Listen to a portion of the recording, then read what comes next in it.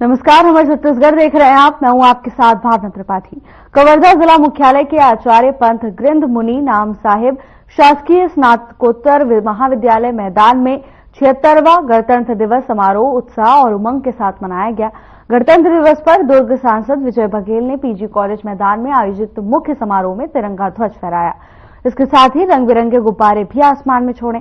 उन्होंने तिरंगा ध्वज फहराकर परेड का निरीक्षण किया। इसके साथ ही परेड की सलामी भी ली। आपको बता दें कि इस दौरान उन्होंने जनता के नाम मुख्यमंत्री के संदेश का वाचन किया। इस अवसर पर पडरिया विधायक भावना बोहरा, कलेक्टर गोपाल वर्मा, पुलिस अधीक्षक धर्मेंद्र सिंह, इसके साथ ही कई वरिष्ठ नागरिक उपस्थित रहे।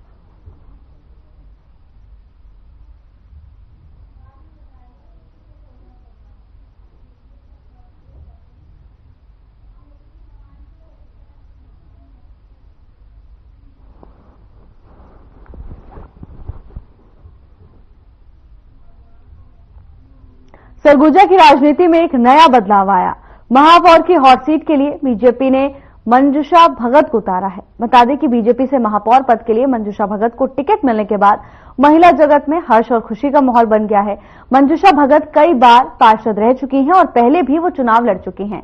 अब उनसे हर खबर की टीम ने बातचीत की तो उन्होंने कहा कि मैं स्वयं आश्चर्यचकित हूं कि मुझे नगर निगम अंबिकापुर महापौर का प्रत्याशी बनाने के लिए पार्टी के शीर्ष नेतृत्व और कार्यकर्ताओं का धन्यवाद देती हूं।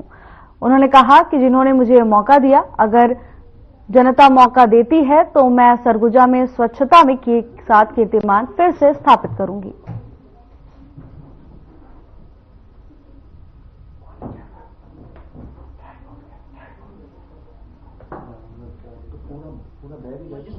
टिकट मिला है, मैं बहुत खुश हूँ। और स्त्री जैसे अपने घर को संभालती है वैसे अपने शहर को भी संभालेंगे, क्योंकि अभी हमारी केंद्र में भी हमारी सरकार चल रही है और प्रदेश में भी हमारी सरकार चल रही है, तो डबल इंजन की सरकार है। तो आप समझ सकते हैं कि महापौर भी वो अच्छी दावेदार को मतलब दिए हैं, तो यहाँ से वो जीत के लाएगी और काम भी आपको विकास का काम दिखेगा। मंजूषा दीदी को महापौर के रूप में आज प्रत्याशी घोषित किया गया है। ये हमारे सभी महिलाओं के लिए भी और हमारे अंबिकापुर वालों के लिए भी बहुत मतलब अच्छी खुशखबरी है। और मैं बधाई भी देना चाहूंगी सारे लोगों को, क्योंकि मंजूषा दीदी 4 बार पार्षद रह चुकी है नगर निगम की, काफी अनुभवी महिला हैं। महापौर का नाम घोषित कर दिया है, जिसमें कि मंजूषा भगत जी का नाम सामने आया है, जो कि वर्तमान में कई पदों पर पदस्थ के अपना निर्वहन किए हैं पदों का। लेकिन देखा जाए तो आने वाले समय में कैसा कैसा रणनीति होगी और जो कांग्रेस के ही जी मेयर साहब हैं उनके खिलाफ क्या क्या कैसी पहल करेंगे, क्या क्या योजना, उसके बारे में बात करते हैं। तो पहले मैं आपको बधाई देता हूँ हर खबर की ओर से। बहुत बहुत धन्यवाद भैया। क्या योजना रहेगी आपका? महापौर जैसे चयन हो गया है, उम्मीदें हैं, कई लोगों का ही आप पीछे छोड़कर सामने आए हैं, तो कैसी कैसी आपकी योजना रहेगी? आपके चैनल के माध्यम से बताऊं कि मेरे को कल तक पता नहीं था कि मैं प्रत्याशी हूं भैया, तो इसलिए जो प्रत्याशी मेरे साथ मेरे से पहले मेरे आदरणीय कमल भान भैया जी थे, चाहे इंदर मेरे भाई थे, मैं उनके बहुत क्लोज हूँ और मेरे को बहुत मानते हैं, तो मेरा साथ देंगे जरूर। तो संगठन मुझे दिया है अवसर, चाहे यहाँ के वरिष्ठ नेता हो, चाहे युवा नेता हो, चाहे महिला नेता हो। आज मेरे को छोटे से कार्यकर्ता को अचानक सरप्राइज कर दिए हैं। मैं संगठन को तहे दिल से धन्यवाद देती हूँ। मैं उनकी तहे दिल से रीढ़ हो गई हूँ। आज मैं जीवन वो रीढ़ में उतार ही नहीं सकती कि मुझे एक छोटी सी कार्यकर्ता को अवसर दिया है। और मुद्दे की बात बोले तो 10 साल की कांग्रेस की जो सरकार था, कोई एक भी उपलब्धि आप लोग गिना के देखें। हमेशा कोई जो डामरीकरण होता था, रात को जैसे डामरीकरण हुआ, दिन में उखड़ जाता था। रातों रात निर्माण का काम में कोई हुड़कता नहीं, सफाई में जीरो, और मूलभूत सुविधा तो एकदम जीरो ही था। और ऐसे क्या उपलब्धि था जो अजय तिर्की को तीसरी बार बनाएंगे?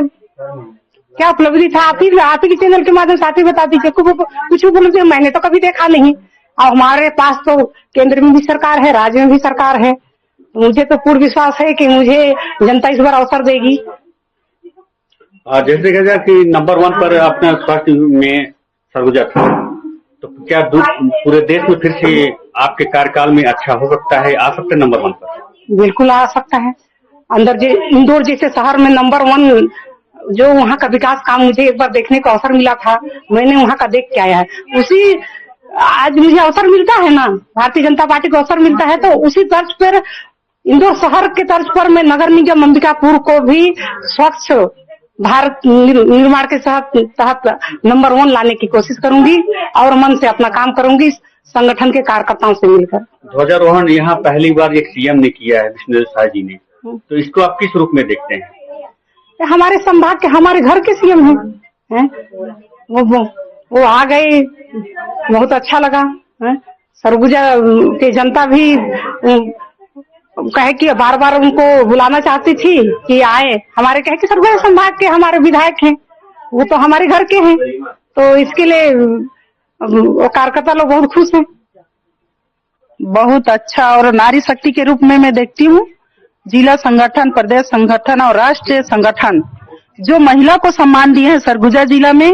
आज पूरा सरगुजा जिला की महिला मोर्चा टीम बहुत हर्ष के साथ खुशी मना रही है और उनको सशक्त उनको जिताने में एक महिला जुट जाएंगी, हर घर संपर्क करके और नगर निगम में उनको चुनाव में जीत हासिल करवाएंगे। भाजपा से आपको प्रत्याशी बनाया गया है?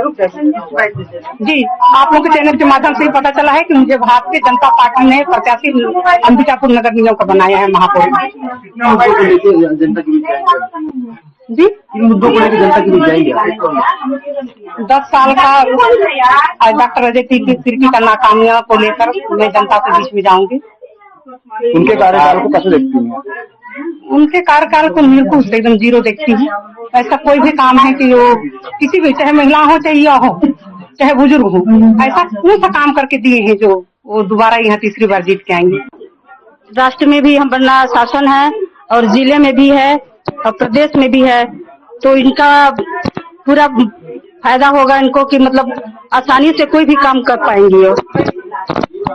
इनका नाम आके तो हम लोग के लिए सरप्राइज है, लेकिन कहीं न कहीं हम लोग के भी भरोसा था कि इनका जैसा व्यवहार है, चाहे आप यहाँ शहर में अपने 48 वार्ड हैं, किसी कार्यकर्ता से पूछ लीजिए या बहनों से पूछ लीजिए, चाहे वो हमारे युवा भाइयों से पूछ लीजिए, प्रदेश के नेता हैं, जिले के नेता हैं आदरणीय, सभी से इनका व्यवहार अच्छा है और कहीं न कहीं कुछ सोच समझ के ही संगठन में इनको मौका दूसरा बार मिला है। तो हम तो 110% हमको विश्वास है कि ये बहुत अच्छा काम करेंगे शहर के लिए।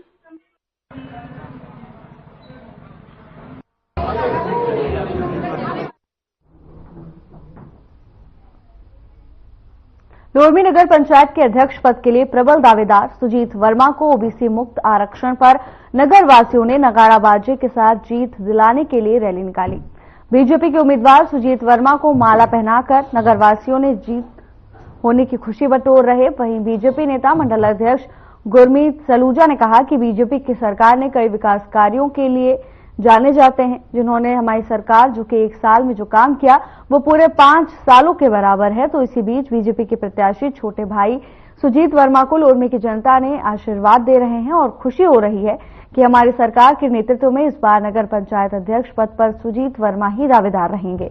इसके साथ ही उन्होंने कहा कि मैं कहना चाहूंगा कि आप मीडिया के माध्यम से पूरे विकास कार्य की बात की जाए तो तेजी से बीजेपी की सरकार में कार्य होता है, जिसे जनता जानती है। और कांग्रेस पर कटाक्ष करते हुए कहा, अभी तक कांग्रेस पार्टी की प्रत्याशी मौजूद नहीं है, अब देखने वाली बात होगी कि किस कदर विकास कार्य होंगे, अब देखने की बात है। लेकिन उन्होंने कहा कि हमारी सरकार ने और हमारी पार्टी ने सर्वोच्च जीत करेगी, जिसकी जनता का आशीर्वाद पार्टी को प्राप्त हो रहा है।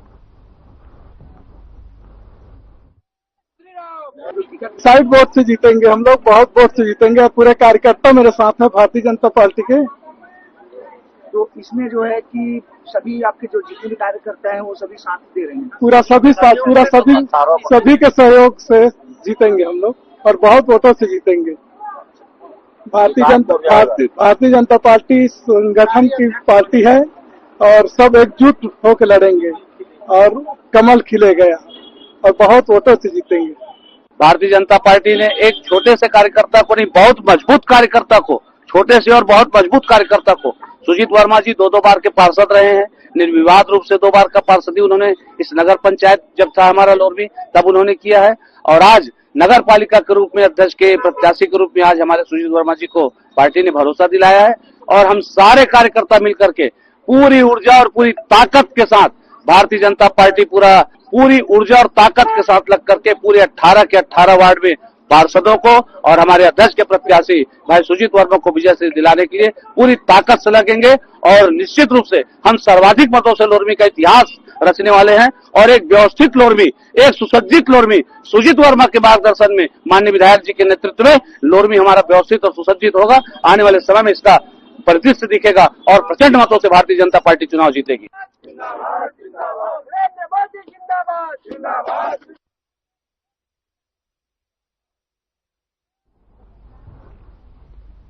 छत्तीसगढ़ की वर्तमान स्थिति, सराफा व्यापारियों की परिस्थिति जैसे तमाम मुद्दों पर छत्तीसगढ़ सराफा व्यवसायी संघ के अध्यक्ष कमल सोनी ने अपने विचार साझा किए। देखिए हमारी एक खास रिपोर्ट। संघ सुरक्षा की दृष्टि में देखता है कि आजकल जो कैमरे का चलन है उसको और बढ़ाएं। अमूमन दुकानदार क्या करते हैं, अपनी दुकान के ही समकक्ष उसी कैपेसिटी का कैमरा लगाते हैं। प्रशासन हमको ये निवेदन भी किया है, निर्देशित भी किया है कि आप हाई क्वालिटी का, हाई वेलोसिटी का कैमरा दुकान में भी लगाएं और एक दुकान के बाहर भी लगाएं, जिससे कि ऐसी कोई घटना घटती है तो हम रोड का ज्यादा से ज्यादा व्यू ले सके। तो उस पर काम चला है। हमने सारे एसोसिएशन को भी ज्ञापन फॉरवर्ड किया है कि शासन चाहता है, प्रशासन चाहता है कि कैमरे अच्छी क्वालिटी के दुकान के अंदर हो और 24 घंटा संचालित रहे, चालू रहे, और इसके अलावा रोड के दोनों तरफ कैमरे हो जिससे और भी ज्यादा व्यू मिलने की गुंजाइश हो। तो एक ये बहुत अच्छी है। दूसरी चीज, बाहर से आने वाले, अभी पिछले दिनों फिर दोबारा जैसे मुलाकात हुई थी, जो दूसरे स्टेट के अनजान व्यक्ति या परिचित व्यक्ति जो आते हैं शहर में निगरानी, उस पर भी नजर रखें कि वो घूम रहे हैं, कैसे घूम रहे हैं, क्या घूम रहे हैं। अमूमन वही आते हैं रेकी करने और दूसरे प्रदेश का ही चलन है। अमूमन जिस शहर में घटनाएं होती है उस प्रदेश या शहर का व्यक्ति नहीं होता जो, तो उस पर भी नजर रखी जाती है। तो इस पर गौर किया जाएगा। मतलब ये आप ये मान रहे हैं कि सोना अब गहने से इतर भी एक एसेट हो गया है, कि जैसे मकान एसेट है, जमीन एसेट है, वैसे सोना भी एसेट है। बिल्कुल, आप ये सर्वमान्य है, सोना एसेट ही है। आभूषण के रूप में आवश्यक जो रीति रिवाज है उससे संबंधित काम तो आता ही आता है। इसके अलावा भी एक गुप्त धन के रूप में काम करता है। ये आकर्षण क्यों बढ़ रहा है अभी वर्तमान में? आकर्षण क्यों बढ़ रहा है वर्तमान में? कोरोना काल के बाद से हमने जो व्यापार में परिस्थितियां देखी, जो पास में धन है वही काम आ सकता है। जमीन जायदाद आप कितनी भी रख लें, कितनी महंगी रख लें, अगर आपको शाम को पैसा चाहिए, कल पैसा चाहिए, तो सिर्फ एक ही ऐसी चीज है जिसको आप रख सकते हो, सिर्फ सोना है। सोना, हीरा, चांदी, ये विश्वास और शुद्धता का व्यवसाय है। बिल्कुल, इस पर संकट तो आ रहा है। नहीं, सोना, चांदी, हीरा, जो विश्वास बोले हो, संकट बोले हो, दोनों अलग अलग चीजें। विश्वास तो शुरू से रहा है। आधुनिकता में जब हम नहीं थे तो विश्वास में जरूर कमी आती थी। और जैसे बोलते हैं कि तालाब में एक मछली खराब हो तो पूरा तालाब गंदा हो जाता है, तो निश्चित ऐसी कोई कारण रहे होंगे कि किसी गारंटी फेल हुई हो, किसी में शुद्धता की कमी आई हो। लेकिन अभी पिछले 5-10 सालों से सरकार ने इसको विशेष संज्ञान में लिया। हॉलमार्किंग, HI, सराफा अभी तक व्यवसाय है। जिस हिसाब से सोने और चांदी की कीमतें अब अंतर्राष्ट्रीय स्तर पर तय होने लगी और इस पर ट्रेड भी होने लगा, ये धीरे धीरे नहीं लगता कि व्यवसाय से ज्यादा ये कमोडिटी पे चले जा रहा है? हमेशा इमरजेंसी या आवश्यकता के समय का ये आभूषण कहा जाता है सोना, जो गुप्त धन के रूप में शुरू से ऐसा चलन रहा है हमारे हिंदुस्तान में, तो कम से कम कि समय पे ये काम आ सके, तो उस रूप में भी उपयोग किया जाता है। महिलाओं के लिए जरूर आभूषण है, बाकी सोना एक कमोडिटी शुरू से ही कमोडिटी के रूप में कि ये आवश्यक पड़ने पर हमें इसकी कीमत मिले और हमारा कोई काम अटके तो ये काम करे, तो वो चलन आज भी है। जो रेट बढ़ना है, आप 20-25 साल की तुलना करेंगे बाकी चीजों के रेशियो प्रोपोर्शनेट से, तो उस स्तर तक का रेट नहीं बढ़ा है। जरूर अपन 80,000 बोलते तो ज्यादा लगता है, लेकिन 20 साल की तुलना में बाकी चीजों से कंपेयर करेंगे तो रेट प्रोपोर्शनेट उसी हिसाब से बढ़ा है। बहुत से दूर नहीं है, और रेट ज्यादा भी है तो आकर्षण खत्म नहीं हो रहा है। आदमी इसको एक संचित वैल्यू या अपना धन मानता है इमरजेंसी के समय का। तो आज 80 है तो कल 90 भी होगा। तो ये जो कारण है वो एक अच्छा कारण है। राजनांदगांव है, दुर्ग है, भिलाई है, रायपुर है। कितना सहयोगी होगा छत्तीसगढ़ के विकास के लिए स्टेट कैपिटल रीजन? संदर्भ सराफा के लिए बोल रहे हैं, बाकी औद्योगिक बोल रहे हैं। देखिए, आप व्यवसायी भी हैं, अन्य व्यवसाय से भी जुड़े हुए हैं, संगठन से भी जुड़े हुए हैं और विभिन्न सामाजिक मुद्दों से भी आप जुड़े हैं। तो छत्तीसगढ़ एक नए युग की ओर बढ़ रहे हैं। उसने एक स्टेट कैपिटल रीजन की अवधारणा अपनाई है एनसीआर के उसमें तर्ज पर। क्या संभावना देखते हैं कि उद्योगों को फायदा होगा, कि व्यापार को फायदा होगा, कि वाणिज्य को फायदा होगा, कि समाज को होगा, या समग्र फायदा होगा? निश्चित आपका कहना है कि जो कैपिटल रीजन के रूप में जो घोषणा हुई है स्टेट कैपिटल रीजन के रूप में एनसीआर की तर्ज पे, तो ऐसी कोई पॉलिसी आती है या इंस्टीट्यूशन कोई बनते हैं तो निश्चित वो विशेष व्यवसाय को प्रोत्साहन देने के लिए है। तो निश्चित इसमें बहुत ज्यादा बदलाव आएगा। जैसे कोई देश विकसित देश होता है, विकासशील होता है और अति विकसित होता है, उस तर्ज पे हम छत्तीसगढ़ को विकासशील के रूप में देखते आ रहे हैं। तो ये जो स्टेट कैपिटल रीजन है एससीआर, ये विकसित छत्तीसगढ़ की ओर लेके जाएगा व्यवसाय को और उद्योगों को। बिलासपुर शहर जो है स्मार्ट सिटी का प्रोजेक्ट है, क्या संभावना देखते हैं? देखिए साहब, मैं अपने व्यक्तिगत विचारों की तुलनात्मक आपको सारांश दे सकता हूं कि आज से 25-30 साल पहले जब हम कॉलेज में थे, रायपुर विकसित को हम 21 बोलते थे और बिलासपुर का जो विकास है उसको 19 बोलते थे। तो आज जो फर्क आया है वो 40 और 15 का फर्क आ गया। हम बिलासपुर पीछे हुए हैं और ठीक है, हमारा स्टेट है, हमारा शहर है, हमारा रायपुर भी हमारी कैपिटल है, लेकिन चूंकि जब बिलासपुर की बात होगी तो हम टक्कर रायपुर की बात करेंगे। तो रायपुर की तुलना में जो बिलासपुर का विकास होना था वो 0 के बराबर या बहुत कम विकास हुआ है रायपुर की तुलना में। समय समय से जो आवश्यक हुई है तो बिलासपुर का तो विकास हुआ है, लेकिन जो तुलनात्मक रायपुर को होना था वो नहीं हुआ है। तो उस दृष्टि से मैं समझूंगा कि अभी बहुत ज्यादा गुंजाइश है बिलासपुर को आगे बढ़ने की, आगे चलने की, इंफ्रास्ट्रक्चर में और सुंदर और मजबूत दिखने की। तो बहुत अच्छी गुंजाइश है और आने वाली शासन की नीतियों से, प्रशासन की नीतियों से हम अपेक्षा करते हैं कि बिलासपुर को एक भव्य और सुंदर नगर, जैसे छत्तीसगढ़ में दूसरे नंबर का शहर था, वैसा फिर से बनाया जाए। सराफा का हम एक सराफा भवन, जहां हम प्रशिक्षण केंद्र नए कारीगरों को, जो छत्तीसगढ़ के जो आभूषण कलाकृति है जो पुरानी है उनको जीवंत रखने के लिए, बाहर से जो इंपोर्ट इन द सेंस दूसरे स्टेट से जो छत्तीसगढ़ में माल आता है, एक रिस्क वहन होता है व्यापारी को, वहां से लाना फिर यहाँ बेचना, तो वैसी चीजें यहाँ बनना चालू हो जाए। यहाँ बनना चालू होगा तो 1 टका 1.5 टका की लागत कम आएगी, व्यापार बढ़ेगा, रोजगार बढ़ेगा। इन सब विषयों में हमने एक कॉरिडोर, छत्तीसगढ़ में जैसे रायपुर बहुत विकसित मंडी हो गई है और छत्तीसगढ़ का जो साइज है, छत्तीसगढ़ की जो बड़ा स्टेट कहा जाता है, तो वैसी एक मंडी की और आवश्यकता है। वो मंडी नेचुरली रायपुर एक डेवलप हुआ समय पे हमें एक इस समय आधुनिक समय में एक मंडी और डेवलप करना है, जिससे छत्तीसगढ़ के दूरस्थ क्षेत्रों को रायपुर की दूरी खत्म हो जाए और वो चीजें आसानी से उपलब्ध हो और इंपोर्ट वगैरह कम होंगे और यही बनने चालू हो जाएंगे। तो इस विषय में जो हम छत्तीसगढ़ भवन, जिसमें सामुदायिक भवन हो, सभी एसोसिएशन की जो छत्तीसगढ़ में फैली हुई है, एक सिंगल सेंटर में ऑफिस हो, छत्तीसगढ़ का सभागृह हो मीटिंग वगैरह करने के लिए, प्रशिक्षण केंद्र हो और जितनी भी आवश्यक चीजें जैसे शादी ब्याह इस संगठन के बीच के लोगों के लिए, कम पैसे वालों के लिए या छोटे वर्गों के लिए एक साधन संपन्न हम कोई चीज उपलब्ध करा सके कम पैसों में। दोनों स्मार्ट सिटी प्रोजेक्ट में है, दोनों को केंद्र सरकार भरपूर पैसा दे रही है। क्या कल्पना की हो बिलासपुर के लिए? सबसे पहले जो बिलासपुर में आवश्यक दिखता है, एक रायपुर की तर्ज पे रिंग रोड हो, चारों दिशाओं में गोल चक्कर सा हो, निश्चित दूरी नाप ली जाए बिलासपुर से मैक्सिमम दूरी क्या हो, शहर में घुसने के लिए कम से कम 20 से 25 रास्ते होने चाहिए। ये समस्या अगर सॉल्व होती है तो विकास के दरवाजे अपने आप खुलते जाएंगे। जो बिलासपुर के बाजार हैं बहुत ही छोटे केंद्रित हैं, ठीक, लेकिन जो ट्रैफिक की साइज बढ़ रही है, आपको लगता है कि बाजारों का विस्तारीकरण होना चाहिए और आउटर बिलासपुर एक बनना चाहिए। बिल्कुल निश्चित, जैसे जैसे शहर बढ़ेगा तो बिलासपुर में बाजार की भी आवश्यकता पड़ेगी। अभी ट्रैफिक के संदर्भ में बोलूंगा कि कॉन्शियस या अवेयरनेस की कमी है हमारे बिलासपुर वासियों को, जिसमें सुधार अभी जैसे 4-5 साल से चौक चौराहे में बत्ती लगी है तो कुछ अवेयरनेस आई है, आगे और ऐसी अवेयरनेस आएगी। और बाजार का विस्तार तो निश्चय जरूरी है। जैसे शहर का एक भाग उसलापुर तरफ बस गया है तो वहां के लिए एक बाजार हो, उनको आज भी सदर बाजार या जूना बिलासपुर या दयालबंद में कोई पर्टिकुलर चीज के लिए आना पड़ता हो, तो वैसी संभावना चारों दिशा में है बिलासपुर के।